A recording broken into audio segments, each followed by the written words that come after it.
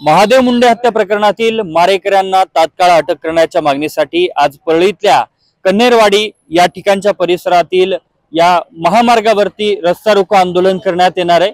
आणि याच अनुषंगाने सध्या अंबाजोगाई शहरापासून जो छत्रपती शिवाजी महाराज चौक आहे आणि ज्या ठिकाणाहून परळीकडे जाणारा रस्ता आहे त्या ठिकाणी आता पोलिसांचा तगडा असा बंदोबस्त लावण्यात आलाय। अत्यावश्यक वाहनं देखील या ठिकाणाहून दुसऱ्या रस्त्याने वळवण्यात आलेली आहेत। अवजड वाहनं सुद्धा या ठिकाणाहून दुसऱ्या बाजूने वळवण्यात आली आहेत। धायगुडा पिंपळा मार्गे या ठिकाणाहून इतर जी वाहनं आहेत ती वळवण्यात आलेली आहेत आणि पोलिसांचा या ठिकाणी आता जर पाहिलं तर बंदोबस्त पाहायला मिळतोय।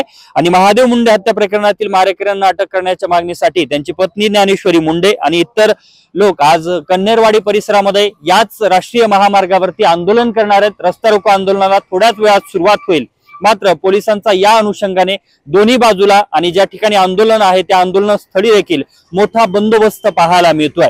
कॅमेरामन विनोद सह मी अशोक काळकुटे, TV9 मराठी, बीड।